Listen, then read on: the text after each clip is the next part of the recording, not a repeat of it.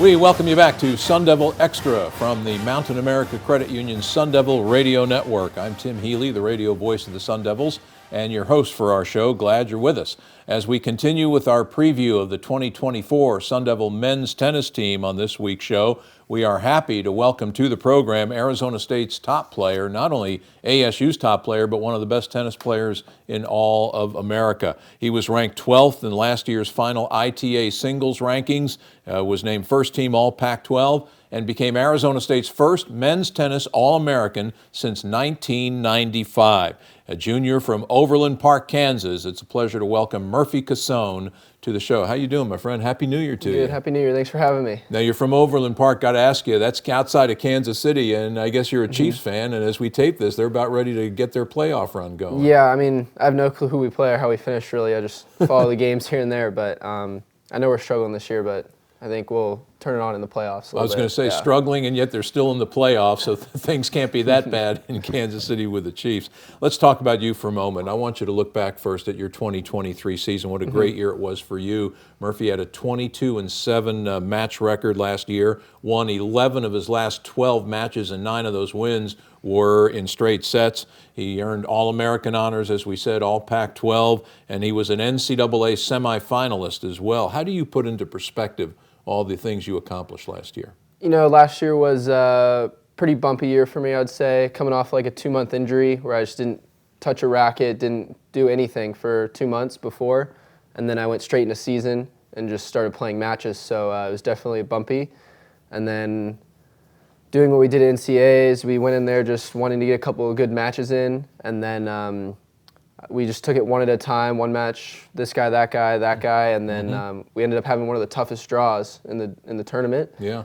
And eventually made it to the semis, just keeping it one day at a time. And yeah, so it's pretty cool looking back on that we did that, especially from the lows we had in the season last year. Talk about the injury. What did you have, and how were you able to recover? It was just like an adductor, like strain almost, or inflammation in the adductor. We were tried to figure it out. I had it all last fall, and just nobody could figure it out really. And then there was just this one tight muscle in the hamstring that was just pulling on it. And once we found that and started working on it, then everything else opened up. Well, that's good to hear. Of all the achievements you had, is there any one that meant the most to you, means the most to you personally? The biggest one I'd say is either going to the U.S. Open 2022 with Matt, and then winning my freshman year when I played the #1 guy in the country in like February. It was one of my 5th match in college, and us winning that match as well. Those are probably my 2 most memorable events. Yeah. Yeah, I wanted to get you to reflect on another one as well. It was a match that came in the NCAA quarterfinals last year when you were able to upset the #3 seed, Arthur Ferry of Stanford, in straight sets, 7-6, 7-5, and he was the Pac-12 Singles Player of the Year last year. Reflect back on that match. What was it like in the moment for you at that time? Well, me and Arthur had played 2 times before that, and I won the first time, and then he won. He beat me in season, actually, pretty easily. So going into it, we knew we were going to have to play some of our best tennis, and his timing's very good off the ground, so like if I try to overcreate or do too much, he'll just take the match from me, really. So our goal was just kind of let the tennis come to us, and then mix up our play style in the bigger moments to tend to how he plays. Right. So, yeah. That was a great, great win for you. And you touched on this a moment ago, but I wanted to get your thoughts on how you were able to have such a great individual season in the context of a really good team season, making the NCAA tournament and getting into round 2 of the tournament, beating Illinois in the first round. Yeah, it was great. We brought on 1 or 2 new guys last year that really helped the team out, just off-court, on-court, maturity-wise. And we all just kind of were trying to take it match by match that year. We had some bumps as well as a team, and but we managed those pretty well, I thought, and making it into NCAAs and then playing Illinois, like a top 20 team indoors as well, which is what they're used to. It was a very good win for us, and I think that helped build momentum going into this year. Talk about this year now and your 2024 team, the vibe that you get on the team that you have as you're about ready to get your season underway. I think we could be very dangerous if everyone just stays in the process, not get too worried about who we're playing, when we're playing, and just plays their game and has fun with it also, and just does the best we can. We're very strong. I think 1 through 6 in our whole lineup. It's just going to be about connecting and staying solid day in, day out. Who are some of the players that the fans listening to this can look forward to seeing besides yourself on the court this year? I'd say we have a new recruit coming who's top 10 in the world junior. He's 500 in the world, Bor Artnak. I think he's from Slovenia. So he'll be a very good one to watch. Very good game style for the conditions here at ASU. So I think he's a great addition. And then we have Daniel Phillips from Bermuda, who plays Davis Cup for his country and has some pretty good wins playing other countries' top players. So he's turned out to be a very good addition for us.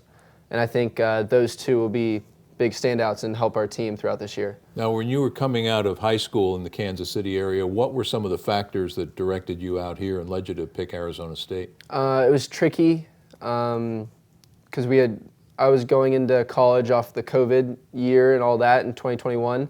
So not many schools could recruit or see me play. And even though I was #1 in my class, offer-wise, it wasn't as what I thought I deserved or earned. So, and Matt had that trust in me, even though he'd only seen me play a handful of times, and those handful of times I acted up or it was just a bad day for me. So I really valued that trust he had in me and all that. And then I just loved the school and the environment here and the guys on the team. So those ultimately led me to pick this school. How does it make you feel to know that you're such a key component in reestablishing a program that had been dormant at Arizona State for a decade about, and now I think this is the 8th year since the program's return to the athletic directory at Arizona State. How does that make you guys feel? It must make you feel proud, doesn't it? Yeah, it does. I've never really thought about that from that perspective.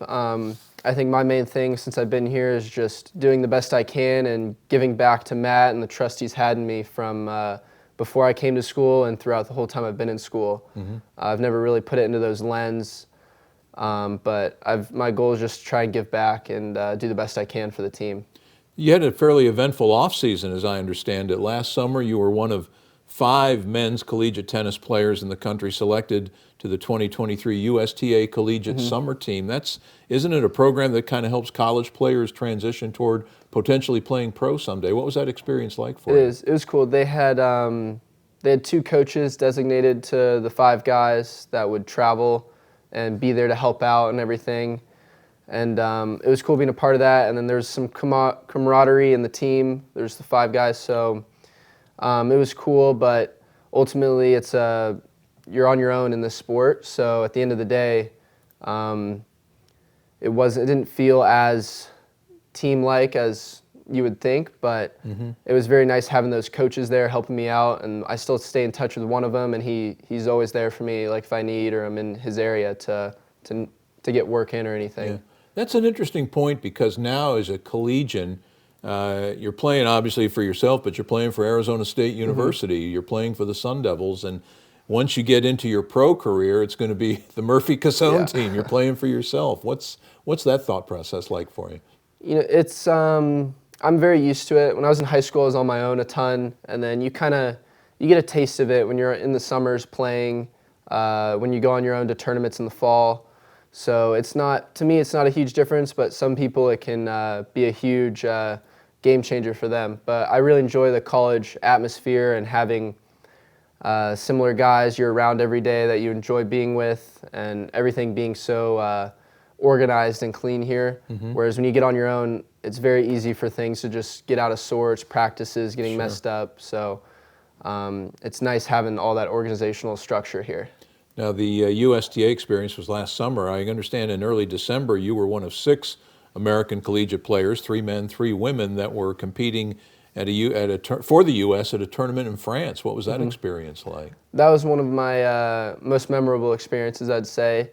I at first didn't want to go and do it since it's all the way in France. It bleeds into our off season, but Coach Hill just told me you should do it. It's going to be a great experience, and when he pushes back on that stuff, I trust him and I do it. So I think the coach, Greg Patton, who was the coach at Boise State in around 2000s, he made the experience really fun and memorable for all of us, even though we were there 8 a.m. to 8 p.m. in like a 30-degree, like outside and 30-degree weather for that long. Yeah, but ultimately it was one of the coolest experiences I've had, just the setup and how he made it fun for us. Just the travel process, I've always thought, is educational, isn't it? Even if you don't pick up a racket while you're gone, you know? Yeah, just getting the experience too, getting out of the country, because I haven't left the States since COVID for tennis or anything, so that was a good experience to get too, and traveling overseas. So, how close do you think, Murphy, is that Arizona State is to being a perennial tennis powerhouse?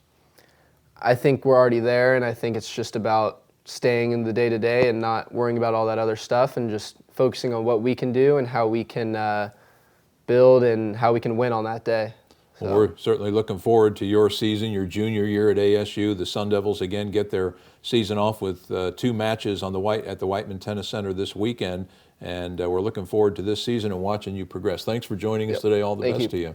Appreciate That's it. Sun Devil tennis star Murphy Cassone, our guest today on Sun Devil Extra. And with that, we bring down the curtain on this week's show. And thank you so much for dropping by and joining us. Thanks to our executive producer, ASU Senior Associate Athletic Director Doug Tamaro. And thanks as well to our technical guru, Sean Crespin of the Mountain America Credit Union Sun Devil Radio Network, for his help as well. We will be back next week with another edition of Sun Devil Extra, and we hope you'll make plans to join us. Have a great week, everyone. We'll see you next time. I'm Tim Healey. So long for now.